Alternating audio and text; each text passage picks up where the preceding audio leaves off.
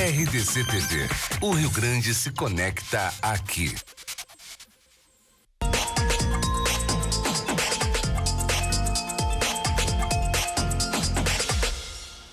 Olá, muito boa noite para você. A RDC TV chega ao seu 4º dia de uma série de entrevistas com candidatos que disputam 2 vagas no Senado pelo Rio Grande do Sul, agora nas eleições de 2018.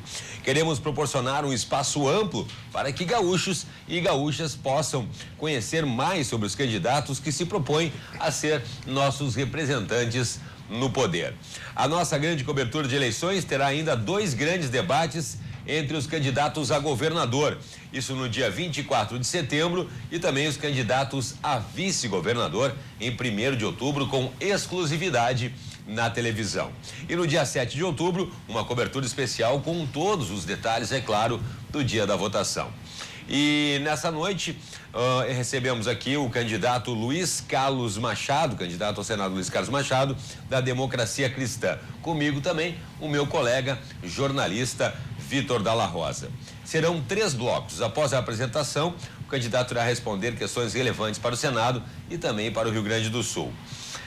Muito boa noite, candidato. Obrigado pela presença. Boa noite aos aqui, telespectadores. No nosso Cruzando as Conversas. Essa primeira pergunta aqui é uma chance que a gente faz de praxe aqui no programa para uma aproximação do candidato, justamente uma aproximação à comunidade com o candidato. Exatamente quem é o candidato Luiz Carlos Machado? Muito boa noite. Boa noite. Luiz Carlos Machado, eu sou natural de Santa Cruz do Sul, moro em Porto Alegre há 59 anos e sou formado em administração de empresas, sou formado também pela Escola Técnica Parobé na área de edificações, tenho 63 anos de idade e estou aqui em luta pelo meu estado em função de tudo que nós estamos assistindo no Brasil e no Rio Grande do Sul.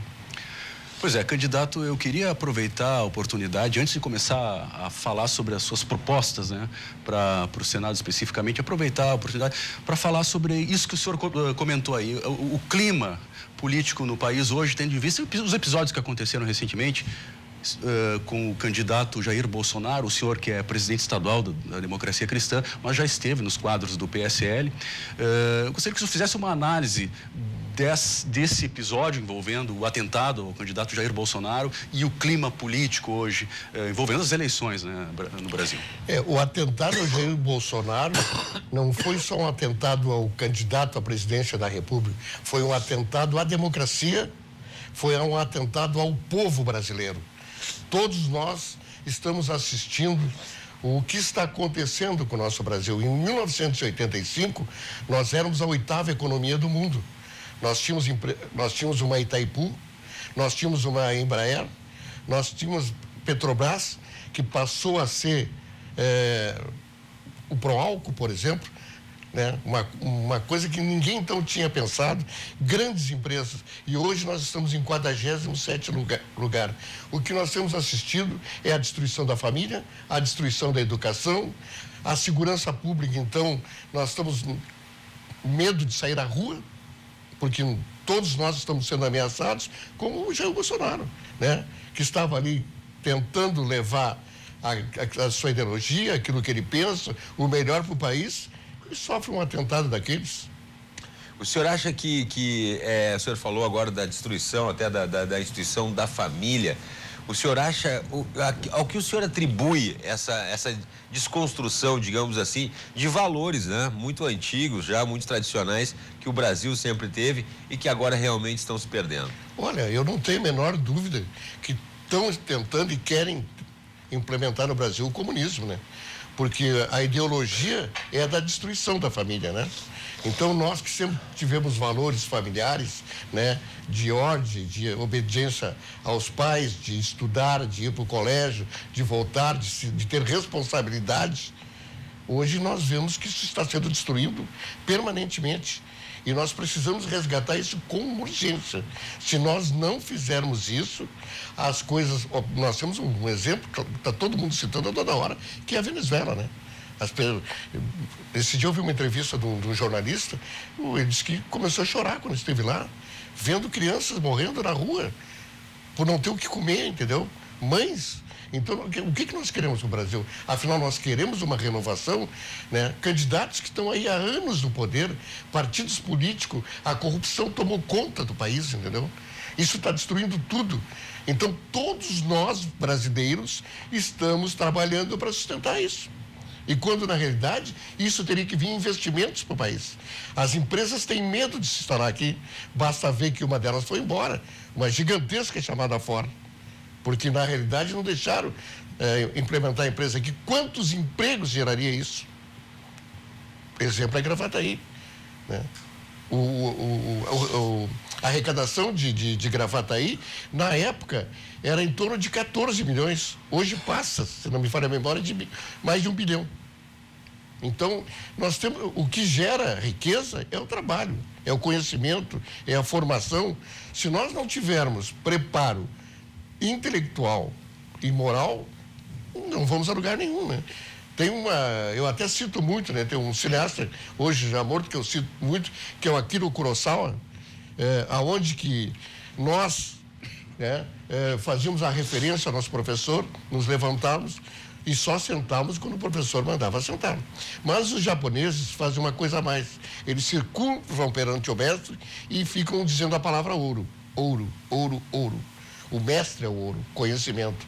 A maior riqueza de uma nação não é o metal ouro, é o conhecimento.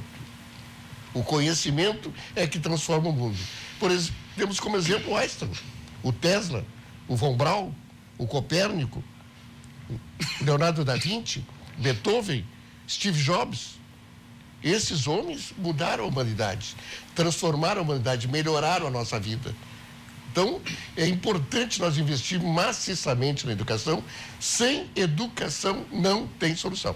Então, nós todos devemos nos unir e recuperar isso urgentemente, para o bem da nossa família. Candidato, já que o senhor tocou na questão da Ford, o episódio da Ford teve também, a saída da Ford do Rio Grande do Sul teve por trás também um tom de guerra fiscal. Né? Houve também um episódio de guerra fiscal por trás, além das questões políticas envolvendo, né, a negociação. Eu lhe pergunto, o senhor como representante do Rio Grande do Sul no Senado Federal, o senhor, quais as suas propostas, a sua política para beneficiar o Estado em relação a casos como estes de guerra fiscal? Olha, por que as empresas estão indo embora do Rio Grande do Sul? Se nós se pegarem de Recife até Natal, na BR-101, se vê várias empresas do Rio Grande do Sul ali, várias, que estão indo embora. Porque, na realidade, os tributos, a carga tributária é muito grande em cima das empresas. Não há como o empresário sustentar isso. E, evidentemente, que o empresário vai buscar no mercado aquilo que melhor lhe convém. Então, ele sai daqui e vai para outros estados. Como, em muitos tempos, nós, Rio Grande do Sul, éramos a terceira economia do Brasil. Hoje, nós estamos em 18º lugar. Em educação, nós éramos o terceiro lugar. Eu, como disse, eu fui aluno da Escola Técnica Parobé também, né? Depois fui para a universidade, me formei. O meu Parobé era referência nacional. O Julinho era referência nacional. E isso não existe mais. Então, nós precisamos ter esses investimentos, entendeu? E trazer empresas, eu mesmo, pessoalmente, como profissional, já trouxe empresas para o Rio Grande do Sul. Né? Há pouco eu estava narrando para o colega, evidentemente que eu não vou citar nomes aqui de empresas, né? Por uma questão ética, mas o grau de dificuldade para te colocar uma empresa aqui é tremendo. Além do problema tributário, o problema... Porque tudo é muito difícil, né? Burocrático. É uma máquina travada, que não funciona. E isso nós temos que viabilizar de uma maneira racional. Existe como fazer isso, né? Existe como nós fazermos isso. E existe como fazer isso no Senado? Exatamente. Que a gente sabe, eu pergunto isso, porque a gente sabe os problemas, né? Que a intenção é muito boa, mas existe, de fato, como fazer isso como senador? Olha, eu acho que tem que haver um enfrentamento, né? Eu nunca na minha vida, em nada, temi ou deixei de enfrentar as situações. O que nós precisamos é levar isso ao Senado e arrumar alternativas até para apresentar. Eu falei muito, por exemplo, na redução do tamanho do Estado. Só para se ter uma ideia, o efetivo da Brigada Militar, vamos falar de, por exemplo, segurança. O efetivo da Brigada Militar é em torno de 18 mil homens. Em 1990, era de 32 mil homens. Nós estamos em 2018. E agora eu vou dar um exemplo para vocês. Nós temos mais de 5 mil vereadores no Rio Grande do Sul. Cada vereador tem, em média, 5 assessores do gabinete. Só isso já dá 35 mil. Agora, bota as emancipações, não que eu seja contra, mas quando tu está com problema de caixa, eu sou formado em administração de empresas, tu tem que fazer contenção de custos, tu tem que analisar onde estão os teus problemas, tu tem que equilibrar as tuas finanças. E daí nós geramos mais vereadores, mais assessores, mais prefeitos, mais vice-prefeitos, mais secretários. Não tem caixa que aguente isso, né? É viável. Então, isso tem que ser equilibrado. Esse é um dos meus projetos número 1 no Senado, que eu vou apresentar, de fazer uma análise séria sobre isso, porque se nós reduzirmos custos, sobra dinheiro do Caixa do Governo. Sobrando dinheiro na Caixa do Governo, tem dinheiro para a educação, tem dinheiro para a segurança. O senhor toca aí numa questão que poderia remeter a uma reforma política mais ampla, talvez, senador? Mais ampla. Eu até entendo, eu vejo assim, ó, no meu projeto, ele vai ser por estados, né? Cada estado, evidentemente, serão iguais o projeto, mas por estado. Porque não, se vê, como eu falei há pouco, o tamanho do número de assessores, todo esse custo, isso inviabiliza, né? Inviabiliza o Estado. Por que o Estado não consegue pagar a folha de pagamento? Porque nós não temos mais como pagar impostos. Nós chegamos no limite, entendeu? E o Estado continua aumentando os custos. Pô, mas alguém lá não apertou um botão e disse aí, ei, pessoal, vamos parar aí que a máquina quebrou. E a máquina quebrou, né? E nós temos o próprio Senado também, a gente já discutiu aqui. O Senado tem um custo, por exemplo, de cerca de 4 bilhões de reais. Quer dizer, e assessores e também... não poderia começar pelo próprio Senado também? Não, eu vejo como a reforma necessária. Eu dou um título assim, a reforma necessária. Quando eu me referi ao Rio Grande do Sul e comecei lá embaixo, falando de vereadores, evidentemente. Porque o que ocorre? Quando foi feito esse cálculo, né, população, número de senadores, deputados federais, deputados estaduais e vereadores, esse cálculo, assim como a Código Criminal, né, lá atrás. Hoje nós temos máquinas que nos levam a qualquer lugar. Tá aqui, ó. Com isso aqui eu estou em Bagé, eu estou em Livramento, eu estou em São Paulo, eu estou nos Estados Unidos, e isso tem que ser reduzido, porque não é possível que não se faça uma análise de tudo isso. Não tem porquê tu ter 513 deputados federais. É verdade. Tu entendeu? Tu ter 83 senadores. Outra questão, o fato, por exemplo, das eleições de 2 em 2 anos. Imagina o custo disso para a União. É gigantesco. Movimentar toda essa máquina é gigantesco. Nós temos que alinhar isso e as eleições devem ser de vereadores a presidente. Porque senão nós temos que reduzir custos, entendeu? Para poder fazer os investimentos na educação, na segurança e na saúde, que é onde que o Estado tem que estar. O Estado não tem que estar se metendo onde que não é competência dele, entendeu? Isso aí deixa para a iniciativa privada. O senhor propõe, na verdade, não só uma redução do Estado, uma redução dos poderes, uma redução, um enxugamento do Legislativo também. Nesse sentido, candidato, o senhor vem de um partido com menor representação, né, um partido pequeno, com baixa representação, e por isso com mais dificuldade de ter visibilidade em momentos como esse, momentos de campanha eleitoral. Então eu lhe pergunto, nessa proposta de mudança do legislativo, de mudança de tamanho, como é que o senhor avalia essa situação dos pequenos partidos? E aí, qual é a sua opinião a respeito da cláusula de barreira, por exemplo? Olha, a cláusula de barreira agora, né, ela é de 1,5%. Então nós devemos fazer no mínimo 9 deputados federais, né? Isso é um problema, porque, como falaste há pouco, o nosso tempo de TV é muito reduzido, e aqui eu quero agradecer a vocês.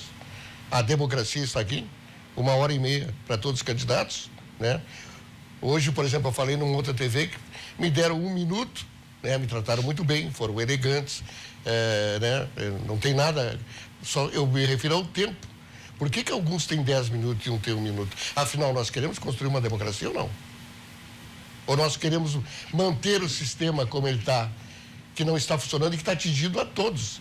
Antigamente, atingiu uma minoria, não, agora está atingindo a todos, inclusive os próprios políticos. Jamais tivemos no nosso país um presidente preso, né? Deputados federais presos. E aí, um homem de muita coragem, a quem eu admiro, o juiz Sérgio Moro, entendeu? A Polícia Federal, a quem eu admiro, né? O Ministério Público Federal e Estadual, a quem eu admiro, a Brigada Militar e a Polícia Civil, a quem eu admiro, que estão ali na rua, correndo risco de vida para nos proteger e ganhando salários que não é justo, deveriam ganhar muito mais. E eu tenho propostas, projetos de como resolver essa equação, entendeu? Eu até citei num jornal recentemente, evidentemente que nem tudo tu revela nos momentos importantes. Por quê? Porque amanhã o cara pega a tua ideia, né? É que nem a fórmula da Coca-Cola, né? Tu fala o cara só um pouquinho que eu vou anotar. Entendeu? Porque equalizar essa equação da questão, por exemplo, da segurança, passamos de novo pela questão da falta de dinheiro do governo do estado, né? Não, mas aí se eu comparar tudo que eu falei para vocês. Se nós temos 5 vereadores, 30 mil assessores, né? Será que não era melhor reduzir isso e botar mais efetivo na Brigada Militar? Qual a contribuição desses vereadores e desses assessores? E qual a contribuição? Nós vamos ter que fazer uma opção. Ou é melhor nós ter segurança? Eu prefiro a segurança, entendeu? A sugestão seria diminuir, uma das soluções seria diminuir, por exemplo, o número de vereadores. Eu acho que tem que diminuir todo, tanto o legislativo, entendeu? Os deputados federais, deputados estaduais, até eu acho que está coerente com o Rio Grande do Sul. Até que está coerente em função do território do Rio Grande do Sul, está coerente. Mas eu vou te dar um exemplo da incoerência. Nós temos 55 deputados estaduais e 36 vereadores em Porto Alegre. E os vereadores de Porto Alegre ganham 20% do salário de um deputado estadual. O cálculo está errado. O cálculo está errado. O próprio prefeito de Porto Alegre está se esforçando. Eu até acho que não, na parte financeira não é culpa dele, porque ele pegou uma bomba, né? Está fazendo tudo que ele pode fazer. Na questão financeira, eu não vejo como culpar ele nesse momento, entendeu? Candidato, em relação a essa questão do tamanho do Estado, e fazendo um gancho também com o problema da dívida pública, da dívida pública do Rio Grande do Sul, da dívida do Rio Grande do Sul com a União, está em tratativa, né?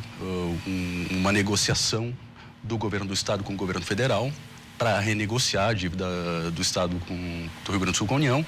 E dentro dessa proposta existe uma das propostas lá é a de privatização ou federalização de algumas empresas públicas. Dentro da sua visão de redução de Estado, a sua visão contempla também essa ideia de privatizar ou federalizar empresas públicas? Eu vejo assim, tudo que tu puder botar na mão da iniciativa privada, né, e pegar esses recursos e investir aonde que o Estado tem que investir, deve ser feito. Porque, na realidade, o Estado não tem que se envolver com essas questões. O administrador da iniciativa privada, ele é muito mais eficiente, ele é muito mais competente, ele não deve favores a ninguém. Dentro da estrutura política, tu tem 1000 favores, apadrinhamento e toda aquela coisa que nós sabemos que é uma coisa que não leva a nada, entendeu? Eu, por exemplo, nunca exerci um cargo parlamentar, né? Já fui candidato a vice-prefeito de Porto Alegre, que é a cidade onde que eu moro há 59 anos, que eu adoro a minha cidade, entendeu? Vejo que pode ser feito muita coisa pela cidade de Porto Alegre, mas, na realidade, o que ocorre? O Estado, por exemplo, ele vive de empréstimo. É que nem um indivíduo que tem um cartão de crédito, vai e gasta, daí chega a fatura do fim do mês para ele e diz assim, 497% ao ano de juros. Mas como? O cara ganhou 6% de aumento. Não tem como sustentar. E o Estado do Rio Grande do Sul, há anos vem rolando essa dívida. Ele vive de empréstimos. Aí é que nós temos que estancar isso, entendeu? Temos que nos unir, os senadores, os deputados federais, deputados estaduais, todos nós nos juntarmos. Só um pouquinho, pessoal. Vamos botar ordem na casa porque o troço está uma bagunça, né? Mas é justamente o que o nosso atual governador, candidato também, diz que tem feito justamente e tendo dificuldade para pagar justamente porque não havia mais dinheiro. O senhor citou o exemplo da prefeitura também, que pegou uma bomba também. A gente vê os candidatos muitas vezes, quando assumem, colocarem daí, atribuírem a questão da dificuldade da administração por terem já pegado uma estrutura já com problemas. O senhor vai enfrentar isso também, não? A gente fala muito assim, ó, não existe problema sem solução. Se você não resolveu é porque você não está se esforçando necessário. Entendeu? Então, o próprio Estado que pegou sabia, quando o governador sabia, o que ele tem junto com o seu staff, junto com as pessoas que ele escolheu, que deveriam ser extremamente competentes, entendeu? Para resolver o problema. O problema tem solução? Tem solução.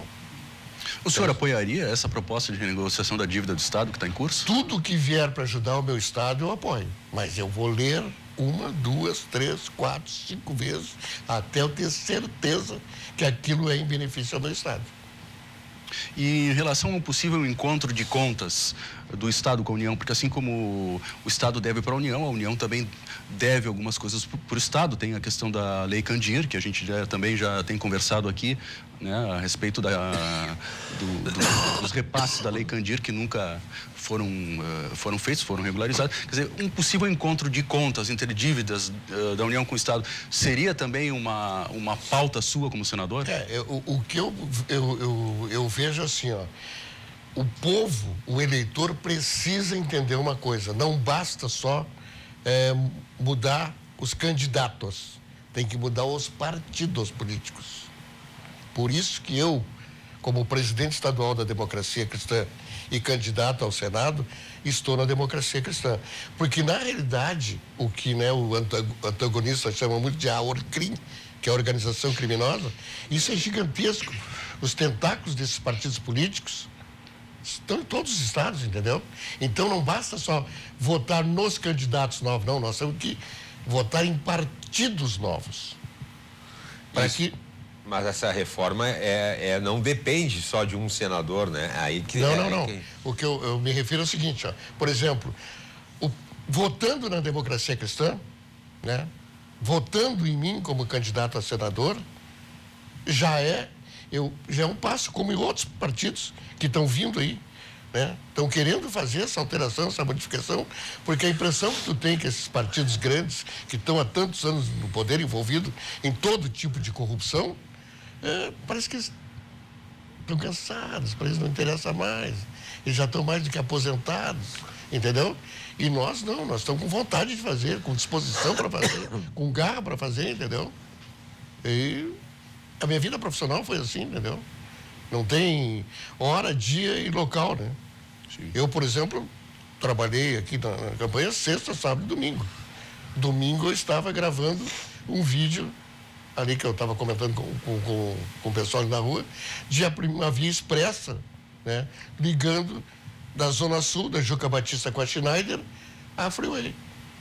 Ou seja, e ali, por exemplo, da Juca Batista até a Bento, você entra e sai, vai Osório, BR, né, RS 040, Viamão Alvorada, Porto Alegre. Vou até Manuel Elias, da Manuel Elias, né, também Porto Alegre, Viamão, Alvorada. Dali eu vou até a Baltazar de Oliveira Garcia também e vou sair lá na Fiergs.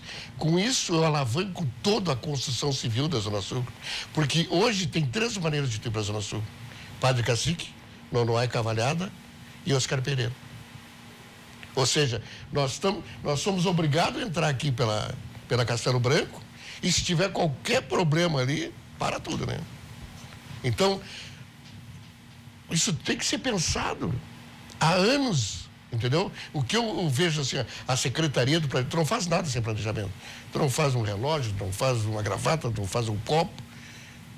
Ficou parada. 30 anos parada. E nós alertamos, pessoal, Nós não vamos mais andar de carro daqui a alguns anos, pessoal. Não, assim, agora daí. Outro exemplo é a ponte do Guaíba, né? Exatamente, tu entendeu? Então o que é? Nós precisamos de pessoas que tenham a capacidade de decidir, de resolver, de comando, entendeu?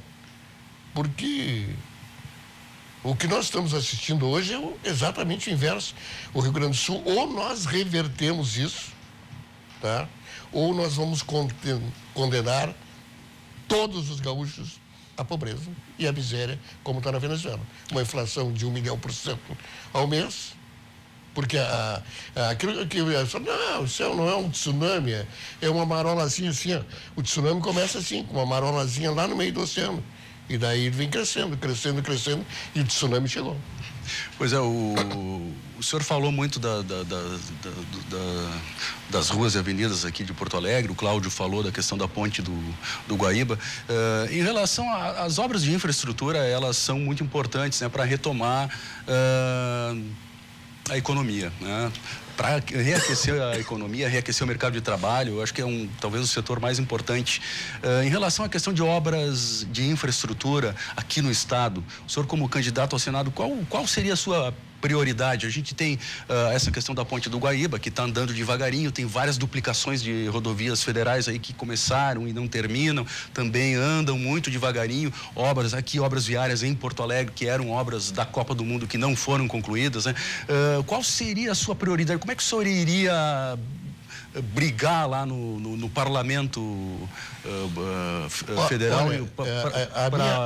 Eu trabalhei 31 anos e meio na Secretaria de Planejamento, da Coordenação de Cartografia e Projeto Geométrico. Então, fazer essa leitura, para mim, é fácil, porque eu conheço a matéria, né?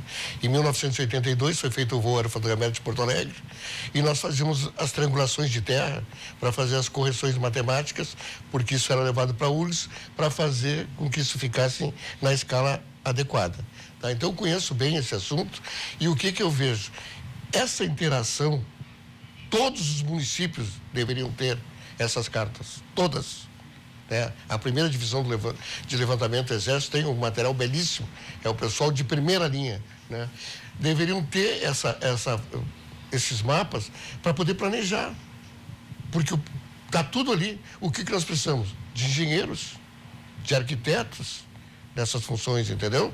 De administradores auxiliando, coordenando, né? Buscando recursos, desenvolvendo junto com a equipe. É isso que precisa fazer, porque o estado do Rio Grande do Sul, a malha viária do estado do Rio Grande do Sul está ficando destruída, totalmente destruída, entendeu? Então, são outras ideias, outros projetos que pode se alavancar, né? Por exemplo, a Boeing agora acabou de fazer uma parceria com a Embraer, né? Eles estavam desenvolvendo na Alemanha um trabalho que os Zeppelin, aqueles, né, poderiam fazer esse transporte. Ou seja, nós sairíamos por cima e os caminhões não precisariam percorrer grandes distâncias, eles levariam pequenas distâncias. Não tiraria serviço dos caminhoneiros, mas evitaria que o cara saísse daqui e fosse ao Nordeste. Claro que isso é um projeto a longo prazo. Isso é apenas uma ideia, entendeu? Eu estou colocando uma ideia, mas ocorre o seguinte: as coisas, tudo aquilo que o homem conseguir imaginar, ele é capaz de fazer. Tudo, absolutamente. Tu vê um filme de ficção, mas como é que o cara... Não, só espera, é uma questão de tempo. Nós vamos fazer isso. O senhor é a favor da privatização das rodovias e também de projetos de privatização para outros modais de transporte? Com certeza. Com certeza. Quanto mais tu puder privatizar, o problema é que tem que ter uma boa de uma fiscalização, né? Porque, na realidade, muitas dessas privatizações, aqui e acolá, indiretamente estão na mão de alguns políticos. Né? Justamente, é a questão da administração da rodovia, o senhor fala? E o caso da Freeway aqui, por exemplo? Pois é, a Freeway estava funcionando muito bem. Era um modelo, era considerada a melhor estrada federal do Brasil. Do Brasil. Né? Eu tive a oportunidade de vir, em vez de pegar um voo, como eu disse, eu peguei de Recife a Natal e vim, aluguei um carro e vim com um carro. Até aluguei um táxi até. E tudo feito pelo Exército, as estradas. Em concreto protendido, uma maravilha. Uma maravilha. E o cara só diz, ó, aquela empresa lá do teu estado, aquela lá do teu estado, aquela lá do teu estado, aquela lá do teu estado. Porque as empresas foram embora daqui. Entendeu? E gerou um desemprego violento. Está gerando. E onde que não tem emprego, tem violência. Tá certo, nós vamos ao rápido intervalo. Chegamos ao final do nosso primeiro bloco, mas vamos fazer um intervalinho e em seguidinha já estamos de volta. Não saia daí, é um instante só.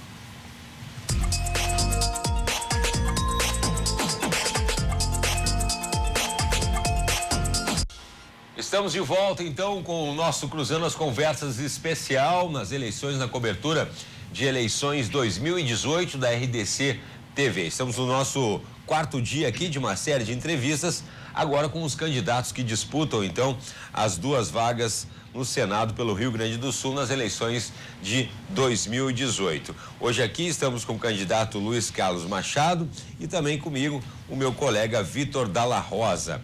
E você pode participar do programa também através do nosso WhatsApp. A gente vai colocar o WhatsApp na tela aí, é o 99-815-9990. 99-815-9990. Bom, nesse segundo bloco agora, candidato, a gente separou umas perguntas aqui feitas pelos nossos internautas, pelos nossos telespectadores e também pelo pessoal que nos acompanha nas redes sociais, no Facebook, no Instagram e também na página da RDC TV. Uma das perguntas aqui é a seguinte: o senhor considera que as reformas sejam necessárias para a reestruturação do país? A gente está num ponto que sem essas reformas, como o senhor já havia comentado antes, realmente parece que não há solução. O que o senhor pensa? Não, o país está travado, né? Se nós não fizermos essas reformas, não tem competitividade. O mundo anda numa velocidade tremenda. Os chineses, quando entraram no mercado, vamos lembrar bem, a China comunista era miséria e pobreza para todos. Quando Hong Kong foi entregue à China pelos ingleses, os caras olharam aquela lá e disseram, ganhar dinheiro é bom, né? Ficar rico é bom. Hoje a China tem 300 milhões de milionários, mais do que a população brasileira. Porque trabalhar e ganhar dinheiro é bom. Então, o que ocorre? Se nós não investirmos na educação dentro do Brasil, nós vamos trabalhar para a China. Falando em educação, candidato, eu me lembrei de uma proposta que o senhor, que é uma das propostas do senhor, federalizar a educação. É isso? É isso? Como é que eu entendo que os professores devem receber pela União. Uhum. E o salário mínimo do professor não pode ser mesmo os de R$6.000 para o primeiro e para o segundo grau. Não pode ser menos. Menos de 6 mil. 6 mil. Tu vai dizer, mas não tem dinheiro. Para de roubar que tem dinheiro. Sobra dinheiro para tudo. Entendeu? Só o diretor da Petrobras, vocês estão lembrados, Renato Duque, roubou 98 milhões de dólares. Um indivíduo. Agora vocês imaginam o resto tudo. Então, se nós não estancarmos a corrupção, não valorizarmos o professor tem que ser valorizado. Nós, eu, vocês que estão aqui, somos fruto de um bom mestre. Senão não estaríamos aqui, entendeu? Eu devo muito a meus mestres e agradeço a eles sempre, né? Tive uma formação moral, ética e até também na educação dos meus pais, mas foi através dos meus professores e por orientação deles. No meu tempo de colégio, quando entrei na Escola Técnica Parobé, tinha que fazer o exame de admissão. E a minha professora Conceição, nunca me esqueço disso: Machado, tu não precisa fazer o quinto ano. Eu sempre fui o primeiro aluno da aula. Passa da quarta, faz o exame da quarta e faz o exame de admissão que tu vai passar. E eu fiz e passei no Parobé. Quando eu me formei em edificações no Parobé, eu sou casado há 42 anos com a mesma mulher. Eu, com 19 anos de idade, eu faço cálculos, trazendo a valores de hoje. Eu trabalhava no escritório de cálculo estrutural na Rua da Praia e eu ganhava em torno de R$9.000. Eu tinha 19 anos. Então eu saía, me divertia, gastava, viajava, né? Comecei a construir meu patrimônio e nunca, se tivesse trabalhado domingo, se tivesse trabalhado sábado, trabalhava, entendeu? Para levar para minha família o melhor. Então, essa sua proposta de federalizar a educação seria para todo pro fundamental e para o médio, para todo o ensino básico. Todo o ensino básico, né? Eu entendo que a União seria responsável por esses pagamentos. Uma ideia que eu tenho também é assim, que o servidor público que tiver formação superior e evidentemente vai ter que se preparar para dar aula, ele vai poder dar aula. Um engenheiro, está aqui o meu candidato a deputado estadual, o Ivan Bruxel, né, que é engenheiro, né, está aqui o meu primeiro suplente de senador, que é tenente da Brigada Militar, né, e a gente troca muita ideia, conversa muito. O servidor público que quiser dar aula, pode dar aula. Não recebe nada por isso, porque ele já recebe como servidor público, como engenheiro, como administrador, como advogado, como contador, né, o curso que ele tiver. Turnos não contíguos, para não fazer feriadão. Por que eu faria isso? Primeiro, porque eu junto esse cara junto com os professores, e aí começa a troca de ideias. Entendeu? A coisa começa a funcionar. E daí chega o cara que vai fazer a reforma na escola lá e diz assim, ó, a reforma é 497 mil. Negativo. A reforma aqui é 72 mil. Nós já começamos a controlar a corrupção. Entendeu? E esse professor, ele vai levar novas ideias, tem que haver essa interação, entendeu? Não tem que ser aquela coisa fechada. E é uma proposta que eu vou colocar também, né? Que eu acho que é importante dentro do quadro dos professores, porque nós tivemos uma defasagem muito grande e a gente verifica que o ensino caiu muito, né? Esse negócio de cair viaduto, esse negócio de barragem romper, isso aí é um problema sério da formação, da qualificação. No meu tempo seria inadmissível, né? Eu, por exemplo, nessa época que eu te falei há pouco, nós tínhamos os melhores calculistas do mundo, era o Brasil e a Espanha. Mas também tem nós éramos conceituadíssimos. Por exemplo, a formação de engenheiros é fundamental, entendeu? Porque ele é que gera a riqueza, entendeu? A economia gira todo, ele vai gerar desenvolvimento, progresso, coisa e tal. Só para você ter uma ideia, a China forma 600 mil engenheiros ano, a Rússia 180 mil, o Brasil 50 mil. E aí eu estou falando de todas as áreas da engenharia, entendeu? Da engenharia civil, sim, da engenharia mecânica, entendeu? Da computacional, de qualquer área da engenharia, né? Então nós precisamos investir nisso. E isso começou a cair. Trazer gente de fora, não tem problema, que queira vir dar aula aqui também, entendeu? Trazer. Eu vejo a minha neta, por exemplo, que está morando nos Estados Unidos, completamente diferente, né? Lá eles estão, no meu tempo de colégio, esses caras andavam olhando quem eram os melhores. Lá eles fazem isso o tempo todo. Por isso que eles são milionários. Eu concordo com o senhor, agora também não vamos botar toda a culpa nos nossos engenheiros, né? Não. Tem muito de corrupção, né? E de obra superfaturada, e de problemas em contratos, né? Licitações, problemas de contratos. Claro. Exatamente. Aí o sujeito vai lá, a gente tem o sistema das licitações aqui, que era para ser um sistema justo, né? Justamente para uma obra pública, mas aí o sujeito coloca um preço abaixo para conseguir pegar a concessão e usa, inclusive, um material de 8ª categoria, para não dizer. Mas eu falo isso exatamente para ganhar a licitação. Exatamente em defesa dos profissionais da engenharia e da arquitetura, entendeu? Porque o que acontece, isso que vocês falaram do material, da falta de qualidade. De qualidade é tremendo, entendeu? Então sobrecarrega o profissional, o engenheiro. Ele está num estresse permanente, entendeu? O estresse do cara é... A própria ponte do Guaíba, que eu falei, volto a falar, já é a 3ª empresa que está ali, porque tem problemas. Bom, vamos pegar como exemplo o projeto Minha Casa Minha Vida, que também é uma proposta que eu quero apresentar. Minha Casa Minha Vida tem que ter creche. Acima de 50 unidades, tem que ter uma escola de primeiro grau. Por quê? Por que da creche?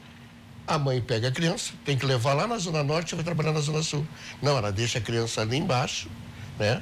A criança, quando ela chegar, a criança está de banho tomado, alimentada, coisa e tal, leva para o apartamento. As obras da Minha Casa Minha Vida deveriam ser, o CREA deveria se fazer um convênio com o CREA e o CREA botar profissionais, tanto a CAL como o CREA, profissionais a vistoriar a obra. Porque as qualidades do material é péssima. O cara orça para botar lá no memorial descritivo produto tal e bota produto 5 vezes abaixo. Então, tem que haver essa composição, entendeu? De fiscalização.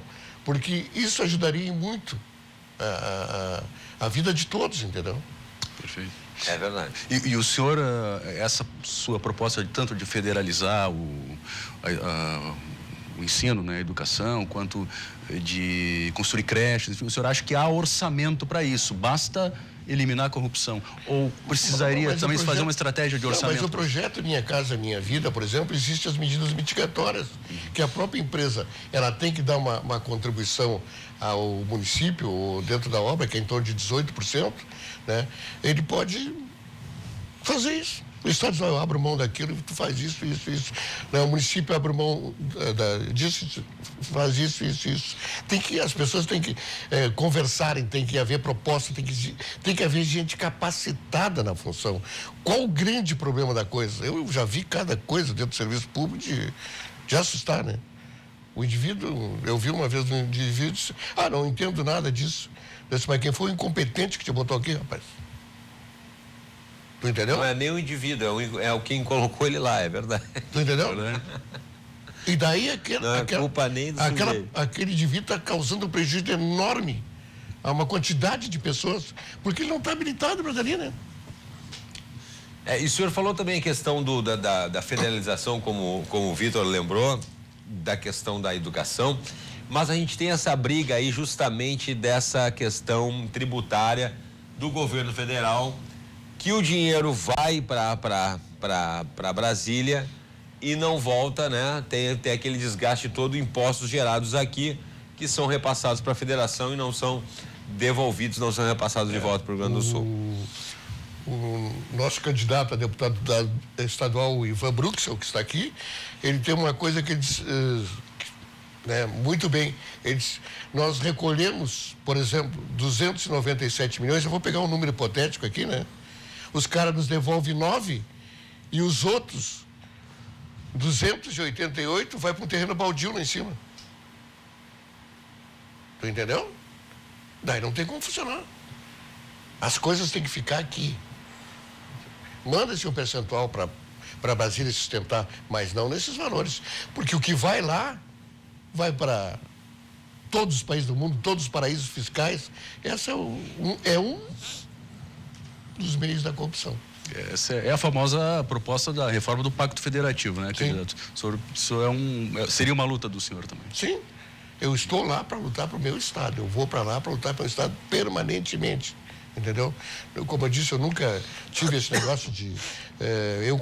quando eu trabalhei na Secretaria de Planejamento Urbano, as pessoas diziam, isso aqui nem parece setor público, isso aqui parece iniciativa privada, porque eu vim de empresa privada, entendeu? Eu trabalhei em empresas com estrutura metálica, projeto de estrutura metálica, estrutura de madeira, concreto armado, com obra, com coisa. Então, eu já entrei naquele embalo, entendeu? Já entrei, né? Eu pegava assim, fazia 10 por dia, né? Processo por dia, 10 por dia, e os caras só arrumamos um cara aí que faz tudo, aí largava isso na minha mesa. Eu, não tem problema, deixa como é que eu faço. Né? 4 meses depois, o supervisor disse, cara, tu entende mesmo do negócio, hein? Tu conhece bem, tu não quer ser chefe? Eu digo, eu quero. Daí eu esperei sair no boletim, né? Lá no boletim.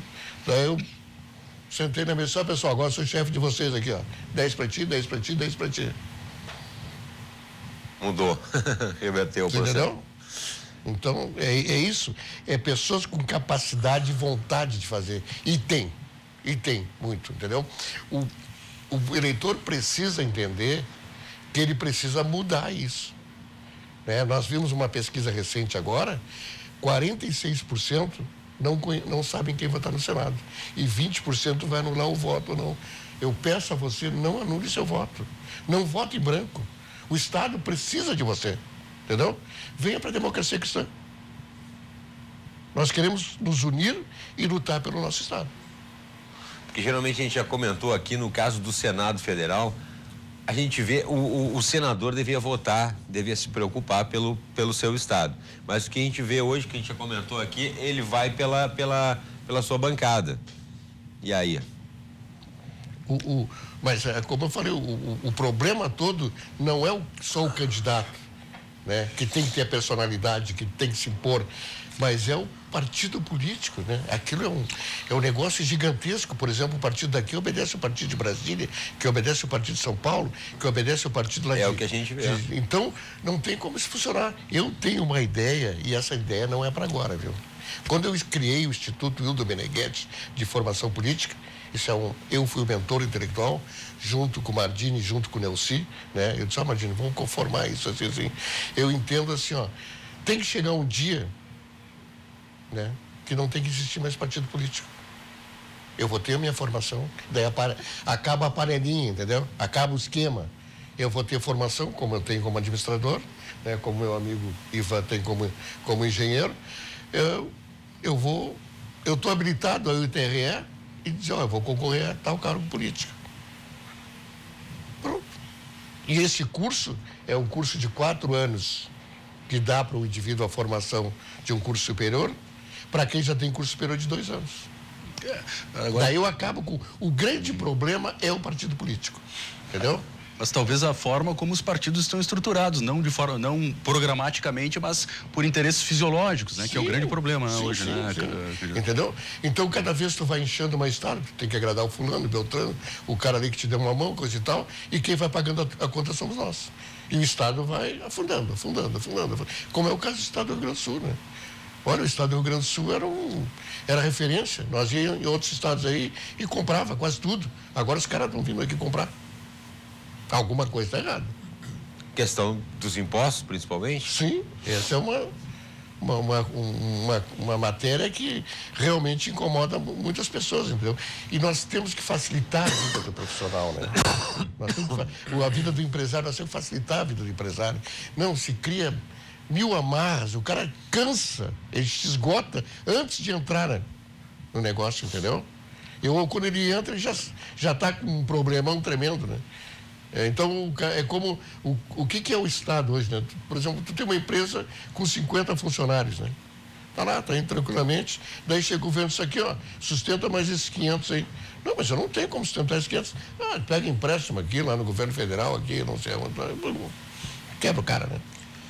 E a gente volta àquela questão do consenso do Senado, que também, às vezes, tem que passar pela Câmara Federal, né? Aí se cria também há um sistema também que realmente, ao mesmo tempo que se propõe um sistema democrático, se tornou um sistema que emperra o progresso do país. Sim. Em função da burocracia. Sim, a burocracia é um grande inimigo da iniciativa privada, entendeu? E nós temos, e tem solução para isso, de facilitar o sistema, entendeu? Eu, por exemplo, há muito tempo atrás, essa ideia está em vigor, né? Eu coloquei o seguinte, tu quer abrir um negócio, dá um alvará pro cara. Só alvará, faz a inspeção dos bombeiros, sem aprovação até, né? Faz a inspeção lá dos bombeiros, libera o alvará pro cara e o resto deixa depois para os engenheiros e arquitetos resolverem, entendeu? Se tem problema com a saúde, vai ter alimentos, coisa e tal, tudo bem, então vai lá, Secretaria de Alimentos, mas que facilite, que seja ágil, que seja rápido, porque é possível fazer, entendeu? Não adianta o cara pegar o processo e tirar num canto, depois eu vou olhar isso aí, né? Ou por problemas ideológicos, tu não é do meu partido, então teu processo vai ficar aqui embaixo. É o que acontece, a gente já comentou aqui, para se abrir uma empresa, para se pegar a gente tem aqui questão da Orla do Guaíba, aqui a gente tem um tempo de aprovação de projetos aqui, que inclusive existem prefeituras, cidades que têm esse tempo bem menor para você abrir uma empresa para o Estado, para se fazer desenvolver um projeto, para se aprovar um projeto no Estado. Tempo interminável. Eu vou dar um exemplo aqui. Eu trouxe algumas empresas para o Rio Grande do Sul. Uma delas está voltando agora. Eu não vou citar nomes. Ele levou 19 anos para mudar de ideia. Pois é. Tá? Como é que era lá em Curitiba? Ele foi visitar o prefeito. O prefeito disse assim, o senhor faz favor, traga já o seu arquiteto com o seu projeto em CD. Aí ele foi, coisa e tal, conversaram, tomaram café, coisa e tal. O prefeito chamou o secretário estava vindo, na realidade, né? Chegou, sentou ali, coisa e tal, falaram. O senhor faça a gentileza, entregue o seu CD para o meu secretário aqui. Daqui a uma semana o senhor venha buscar o seu projeto que ele está aprovado. Entendeu? Ou seja, em uma semana o cara estava com o projeto aprovado, estava começando as terraplanagens, estava começando as fundações, estava gerando emprego, estava gerando obra, daqui a pouco a obra estava pronta, estava gerando emprego de funcionários que iriam atender, pessoas estão indo comprar e a economia está girando. Agora eu não posso levar 1 ano e meio para aprovar o projeto. Candidato, essa questão da desburocratização do Estado, ela passa muito pela necessidade de modernização da máquina pública, porque ela precisa digitalizar, precisa ter instrumentos, né? A internet tem que estar presente, tem que ter computador, né? Eu lhe pergunto como é que o senhor, que propostas o senhor teria, então, né, para que houvesse investimento, houvesse recurso, orçamento para investimento na modernização do Estado, com o objetivo de desburocratizá-lo, né? Eu acho que a burocracia não é nem tanto em função do equipamento de investimentos, é de mão de obra especializada, mão de obra que conheça a matéria, entendeu? Eu me lembro, há uns 3 anos atrás, eu estava sentado no saguão e vi um colega meu que entrou para protocolar um documento. Daí quem veio atender, ele disse assim, não, é só um envelope. Daí eu estava sentado, por conhecer a matéria, eu digo, não, são 12. Vai um para cada secretaria. Não, eu digo, são 12. Me meti, talvez não tivesse ter me metido. Daí esse meu colega saiu bem chateado, foi embora. Alguns meses depois eu encontrei ele desmachado, eram 12. A pessoa que estava ali não estava preparada. Ele perdeu mais de 4 meses. Entendeu? São coisas tão simples assim, entendeu? Eu entendo que o servidor público, ele tem que sofrer uma qualificação, entendeu? Tem que chegar, dar palestra para os caras, trazer gente para falar, até como tu te comportar em atender o público, entendeu?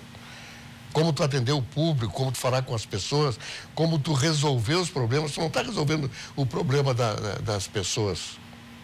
Entendeu? Está resolvendo o problema da sociedade que tu vive, no qual tu está incluído.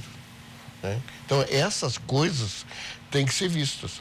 Né? E isso basta gente qualificada, né? Na função. No próprio Senado, será que não dá para diminuir um pouquinho o número de assessores dos senadores? Se não me engano, são cerca de 80 assessores. Mas pelo amor de Deus, o que é aquilo? Mas o que é aquilo? Eu acho que é um pouquinho demais, assim. Não, um pouquinho. Eu comparando a iniciativa privada, quem é que tem 80 assessores numa função dessas na iniciativa privada? Eu vou, assim, ó, isso é fundamental, tu tem que diminuir, tá? Mas outra coisa, olha a loucura do negócio, tu tem uma verba chamada auxílio paletó, são 52 mil reais. Mas tu, com teu salário de senador, tu não pode pagar um paletó 1, 2, 3, 4, 5 para ti? Eu preciso ter uma verba para me dar roupa. 5 mil reais, né? 52. 52 mil reais por mês? Não, por mês não. Não, por ano. Exatamente. Chega a mais ou menos uns 4.500. Seria bom para nós. Auxílio Armani. Auxílio Armani. Auxílio Armani. Tu entendeu? Daí tu e aí, lembrando, o salário de um senador é cerca de 60 mil reais, mais ou menos isso, um pouco mais? Não chega a isso. Chega a isso? O salário dele... Veja bem, nós estamos falando de salário, depois tem todas as outras... Todos os penduricalhos. Penduricalhos, né? Auxílio moradia, auxílio não sei o quê. Auxílio moradia também. Tá, o cara tem um apartamento lá para morar, tá lá, na quadra F, na quadra X, na quadra Y. O cara não precisa de auxílio moradia. A passagem de avião também para ir. Mas eu abro mão disso, entendeu? Mas eu tenho um lugar para morar, me ofereceram um apartamento na quadra X lá. Mas de graça. Mas eu quero morar lá no apartamento, no hotel tal, então vai pagar. De graça. E aí ganha um auxílio. Ele já ganha o senhor está em casa, é exatamente isso. Ele já tem um lugar para morar de graça, ganha um lugar para morar de graça, para estar em Brasília, está fora do seu estado, mas aí ganha um auxílio também. Não, e vou pegar outro absurdo, né? Dos presidenciários.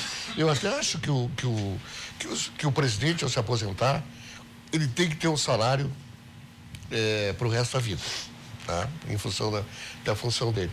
Agora, o cara ter 8 assessores, 2 motoristas, mas não sei quanto segurança, depois de sair da presidência da República. O cartão corporativo, o cara pode gastar mais de 1 milhão. Mas o que é isso, cara? Essas coisas, entendeu? Tem que entrar expressão, né, que a gente usa quando era guri, quando estava jogando bola, né? Tem que entrar de sola, né, cara? Não dá para te entrar, por favor, como é que é? São privilégios que não se explicam num país como o nosso, né, candidato? Se nós começar a reduzir essas coisas todas, pode ter certeza que vai sobrar dinheiro para pagar segurança, para pagar educação, para pagar saúde, entendeu? O Congresso Nacional já... Eu volto a insistir no assunto. O Congresso Nacional realmente é um gasto pro brasileiro e a gente não vê, de fato... o retorno. Não tem retorno, entendeu? As pessoas vão lá e falam. Há quantos anos nós temos aí, né? Os senadores aí, né? Que estão agora... um está querendo voltar de novo. Há quantos anos as pessoas estão lá falando? E falam, e não resolvem nada. E falam, e não resolvem nada. Então, eu peço para você, eleitor, pense. Nós estamos com garra, com disposição e com vontade de fazer. Venham para a democracia cristã. Depois eu tenho até uma pergunta para fazer para o senhor em relação à questão da religião. Mas chegamos ao final do nosso segundo bloco. Vamos ao intervalinho, mas em instantes já voltamos aqui com Cruzando as Conversas. Não saia daí, por favor.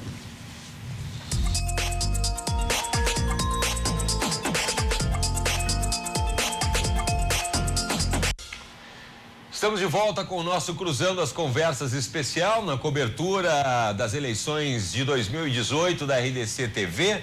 Você pode participar aí também através das nossas redes sociais.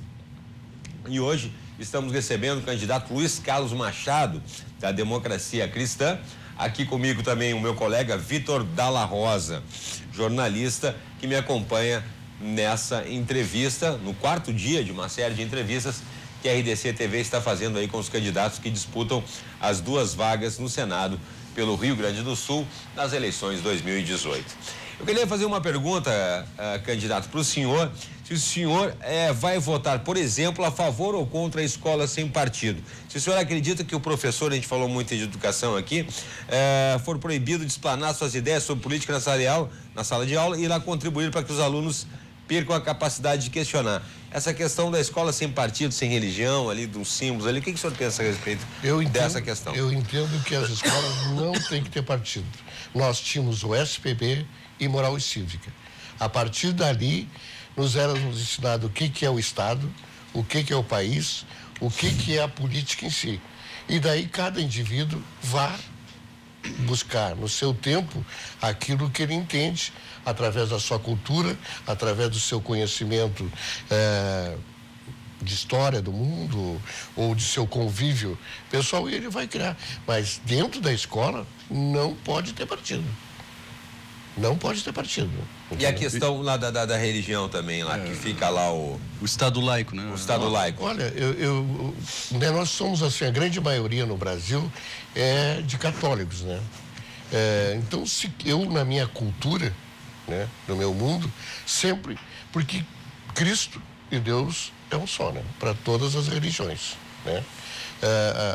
O caso, por exemplo, do crucifixo dentro da sala de aula, dentro do nosso partido, por exemplo, que é a Democracia Cristã, tem outras religiões, tem outros candidatos de outras religiões e que nós convivemos harmonicamente, sem problema nenhum, entendeu? O que interessa é que nós todos tiramos a palavra eu e colocamos nós. Se o nós estiver bem, eu estou bem. Tu tá bem? Tu tá bem? Todos nós estamos bem. Agora, se o eu estiver bem e o nós não estiver bem, eu não estou bem, porque eu estou inseguro, eu estou sem saúde, eu estou vivendo uma vida, né? Tá aí o exemplo do governador aí do estado, lá para cima, né? Foi 15 minutos de prazer e 80 anos de cadeia, né? Baita do... Se jura esperto, né? Então, na realidade, ele deveria servir a sociedade, o nós, e ele estaria tranquilo, bem de vida, coisa e tal. Mas o que nós estamos assistindo no Brasil em termos de corrupção é uma coisa jamais vista no mundo, né? É um troço fora do comum. Toda vez que calcula-se, né, que o roubo feito ao povo brasileiro atinge a 10 trilhões de reais. O senhor acha que o foro privilegiado contribui para a corrupção? Com certeza. Eu sou contra o foro privilegiado. Todos nós somos iguais perante a lei, né? Os 3 pilares da democracia cristã é uma sociedade livre, justa e solidária. Então, eu entendo que não tem que ter foro privilegiado, não. Talvez o presidente da República, né, possa ter uma certa proteção. Eu não sei se ele é um foro privilegiado. Eu não sou jurista, não sou advogado para fazer essa questão, mas chegando ao Senado, vou analisar isso com bastante cuidado. Mas senador, deputado estadual, deputado federal, seja o que for, não tem que ter foro privilegiado. Que é isso? Questão da impunidade, né? Impunidade. Porque tem uma regra que diz assim, ó, o homem tem medo. Se você... Entendeu? Então, no momento que tu colocar, olha, tu não tem mais foro privilegiado, o cara já vai pensar 10 vezes, né? Mas no que nós estamos assistindo é uma festa, né? E eles juravam que podiam roubar eternamente, né? E daí vem de novo a figura do juiz Sérgio Moro, que é um exemplo de homem público ao país, entendeu? E conseguiu dar uma travada nisso aí.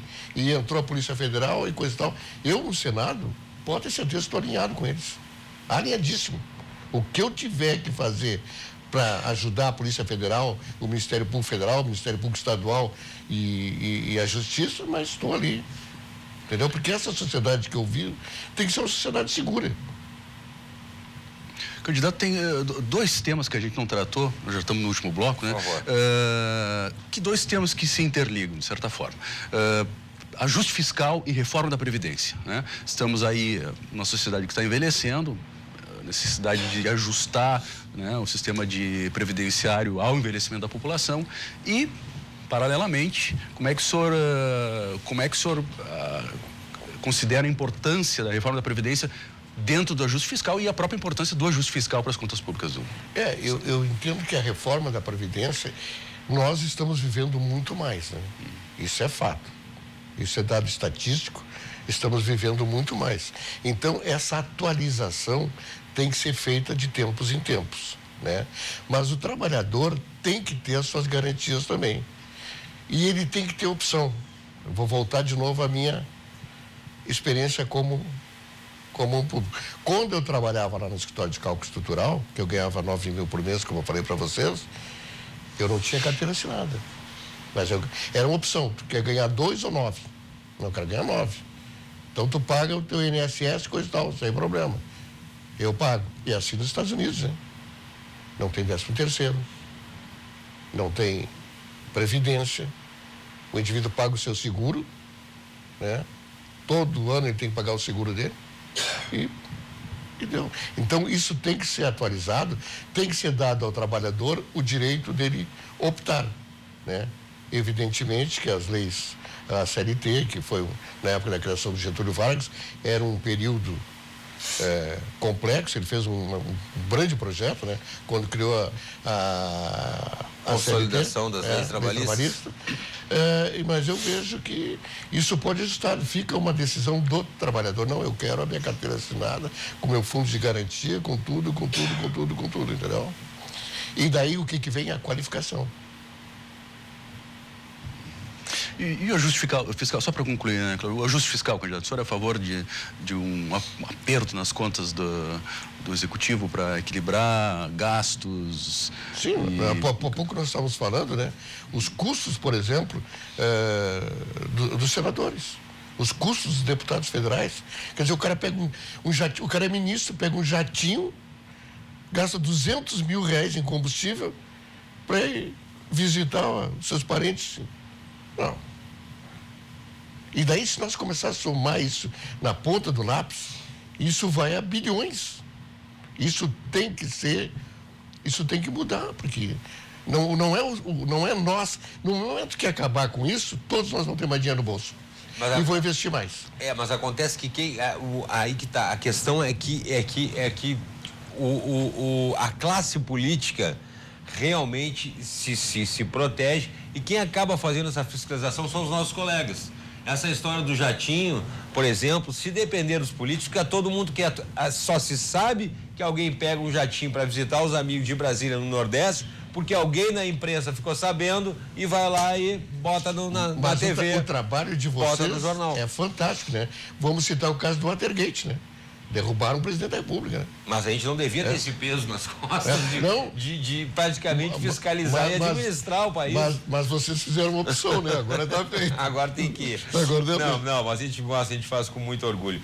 O senhor acredita, uma questão também que eu gostaria de comentar com o senhor, é a questão da flexibilização do Estatuto do Desarmamento. Como é que o senhor pensa sobre a questão, voltando ao assunto da violência, da segurança? Olha, eu acho que todo cidadão tem o direito de ter uma arma para se proteger, desde que ele faça um curso muito bem feito, tá? E esse curso pode ser ou dentro da própria Brigada Militar, dentro da Polícia Civil, dentro do Exército, ou empresas especializadas monitoradas pelo Exército, pela Brigada Militar e pela Polícia Civil. Eu entendo que o indivíduo deva ter o direito de ter uma arma para se proteger, porque imagina um indivíduo entra dentro da minha residência, né? Nos Estados Unidos, se tu entrar dentro da residência do cara e o cara te dá um tiro, tu vai ter que explicar o que tá fazendo dentro da casa do cara. Já que o Cláudio entrou em temas polêmicos aí, candidato, a questão do aborto, eu imagino que deve ser um tema caro para a democracia cristã, no sentido eu vejo assim, ó, já existem leis que protegem, no caso de estupro, de coisa e tal, mas é uma matéria extremamente complexa, né?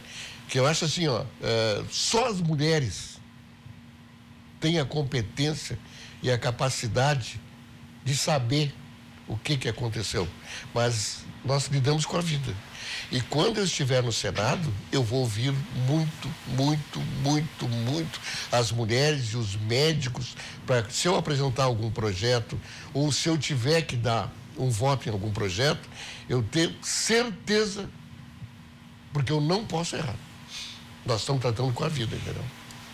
Então, eu sou contra o aborto, né?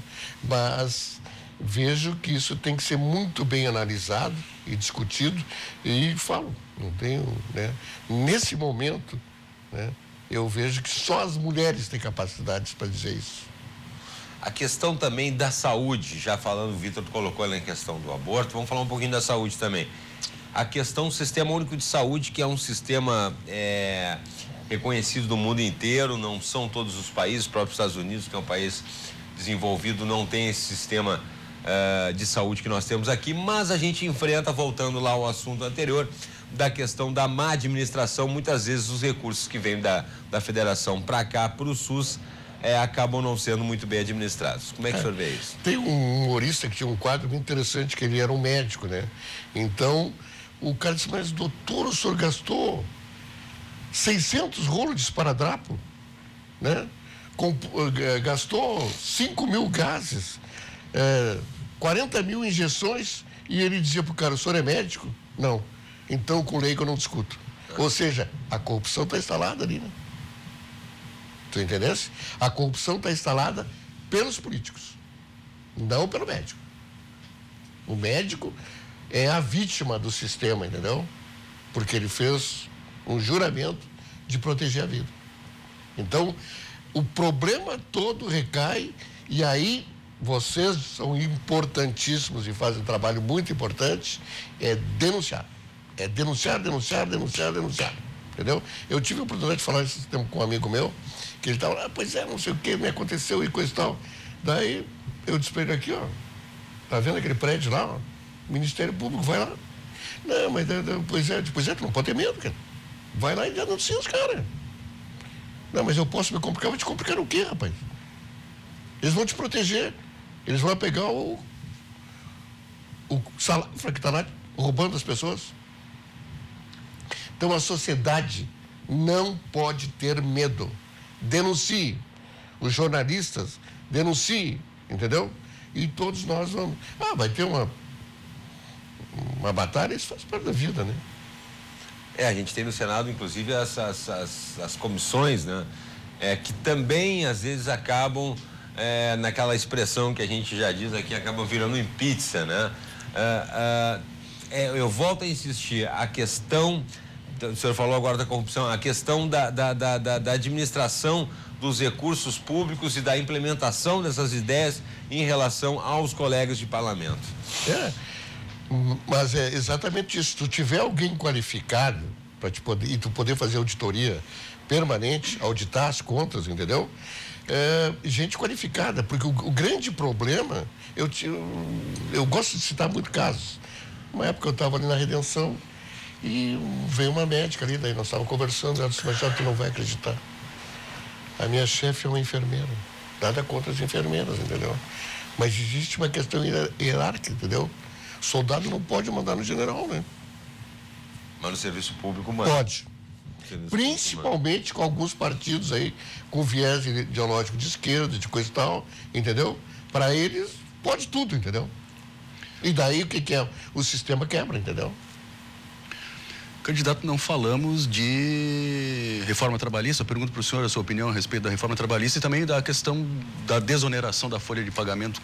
Como é que o senhor acha que esses dois temas convivem? A reforma trabalhista, no meu entendimento, ela pode e deve ser feita desde que o trabalhador tenha a opção de optar. Como eu disse, ele pode querer a carteira assinada ou ele pode querer trabalhar e fazer o recolhimento, né, do INSS, seu imposto de renda e coisa e tal. É uma opção dele. Eu fiz uma opção de não ter uma carteira assinada durante anos na minha vida. E não me arrependo. Não me arrependo. Entendeu? Mas eu estava determinado, né? Que sabia o que eu queria da minha vida, né? Nunca tive receio nenhum de trabalhar em lugar nenhum, né? De não ter as condições que uma carteira de trabalho dão, como aposentadoria, como INSS. Sim. Porque optou por não recolher, o senhor mesmo se organizou. Eu sempre recolhia. Quando eu fui me aposentar, eu tinha tudo pago, os carnezinhos bonitinhos, juntei ali, somamos tudo. Quanto tempo deu? Tanto. 36 anos e meio. Tá. Me aposentei. Mas o senhor acha que a desoneração da folha de pagamento seria um instrumento para aumentar o número a criação de empregos no país? Claro, com certeza. Porque o empresário hoje ele tem medo. Entendeu? A justiça do trabalho é uma coisa gigantesca. Eu tive uma experiência com um funcionário, entendeu? Traumática.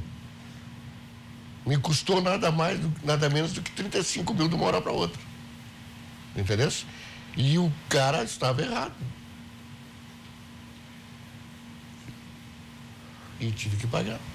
Entendeu? Mas então, aí se alega a segurança do trabalhador, por exemplo, na outra ponta daí. Não, mas com relação à segurança do trabalhador, eu acho que a justiça do trabalho, o cara entra na justiça comum, desaparece a justiça do trabalho. Entendeu?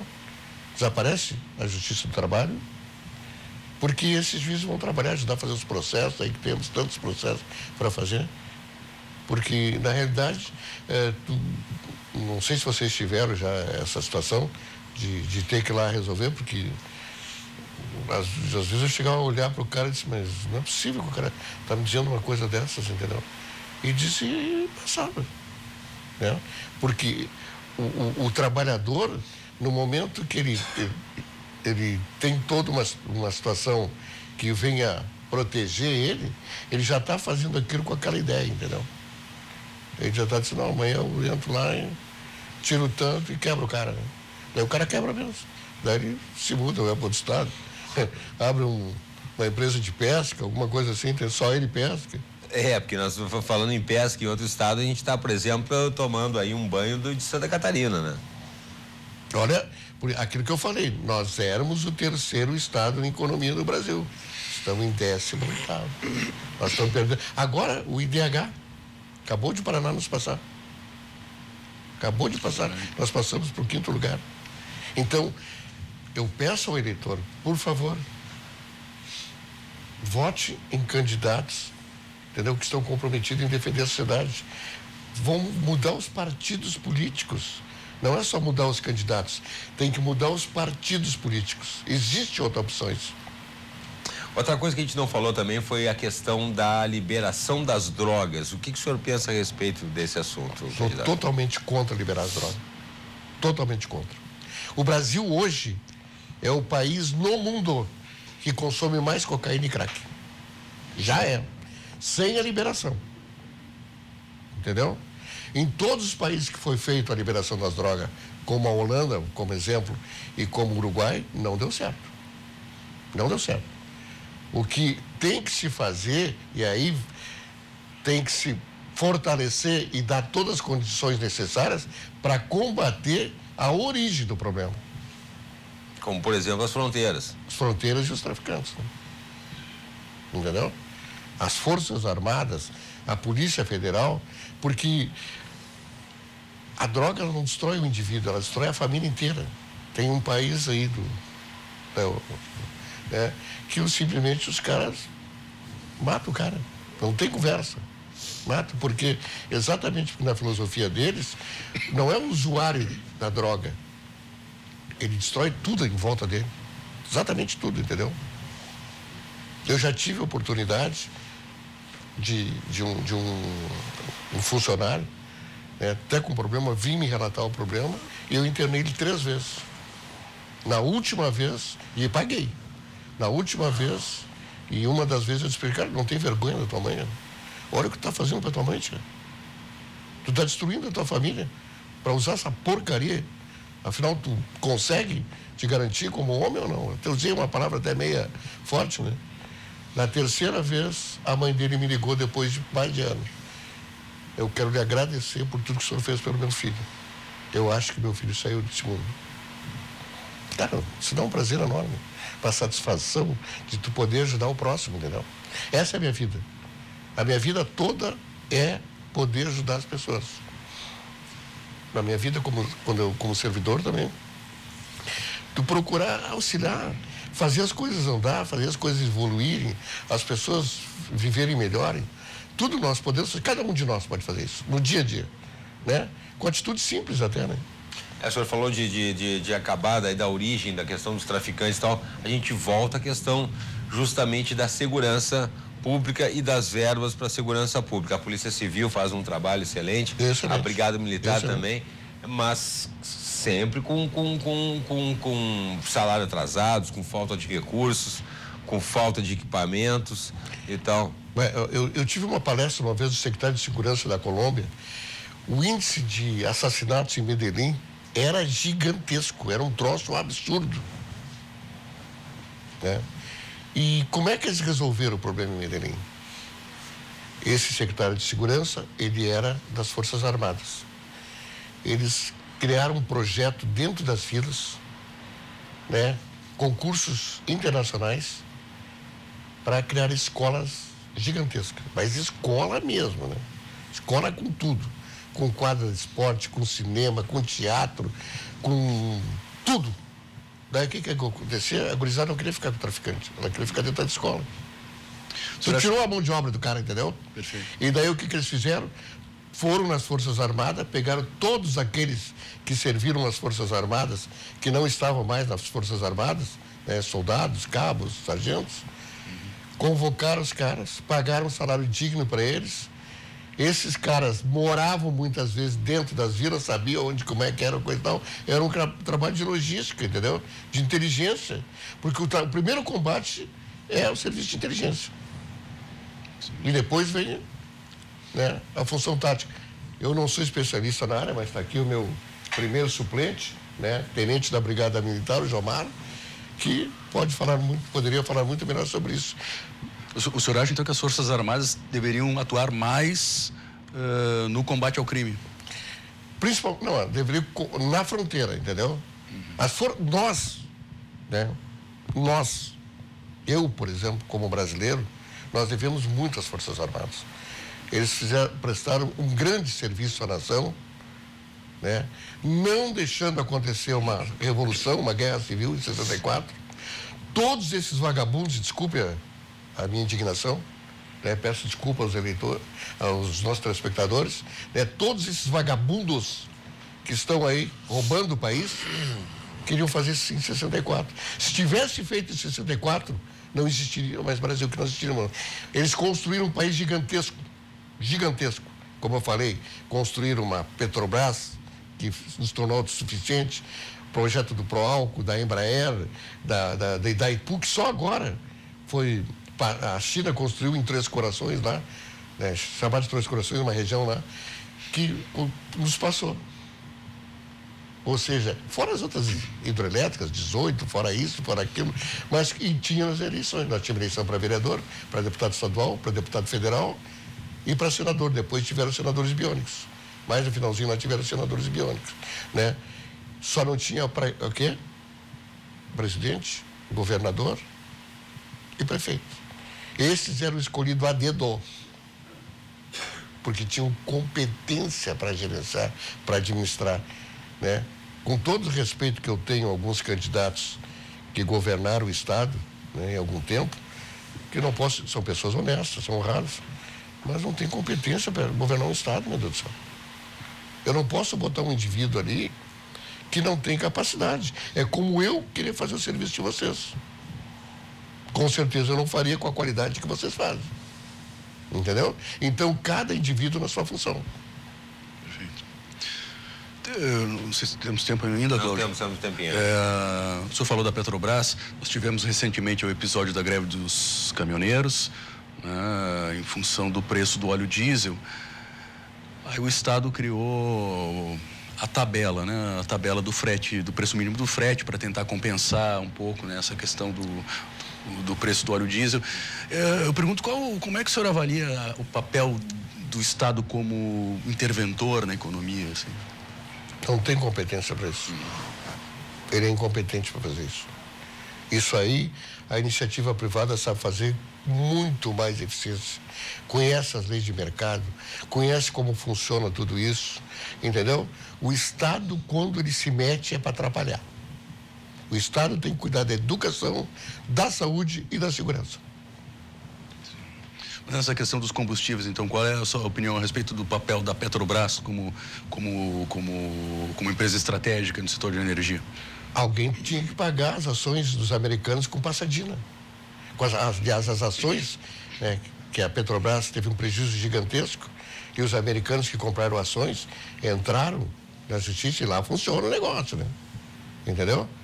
Então, qual maneira de pagar essa dívida? Bota nas costas do trabalhador brasileiro, do povo brasileiro, aumenta o combustível. Ah, não deu ainda, aumenta mais. Não deu ainda, aumenta mais. Não deu ainda, aumenta mais.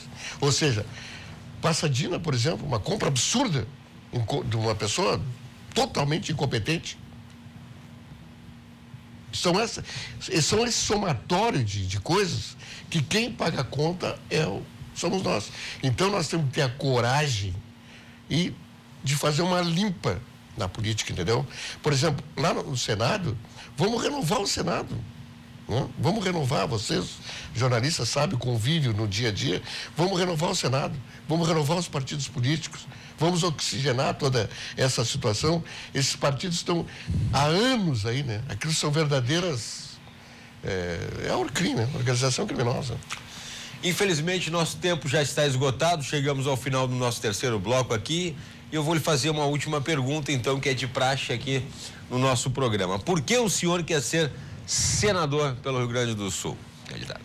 Eu estou aqui para servir o meu país. O meu país me deu tudo. Me deu uma escola de primeiro mundo. Eu tive o melhor. E hoje eu sou o que sou, graças ao meu trabalho, graças à minha família e graças ao que o Estado me deu para que eu pudesse ter a formação e a qualificação. Por isso eu quero ser senador. E peço a todos os eleitores, de novo, vote na democracia cristã. E para senador, vote 273, Machado senador.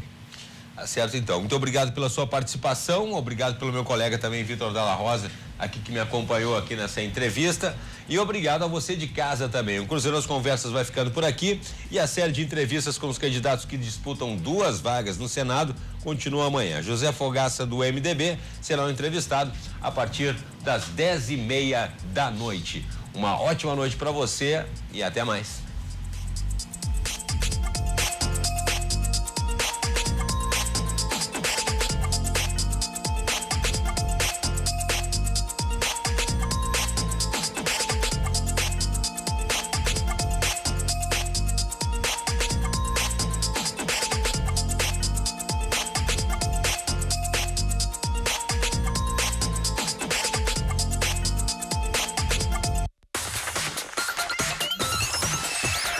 RDC TV.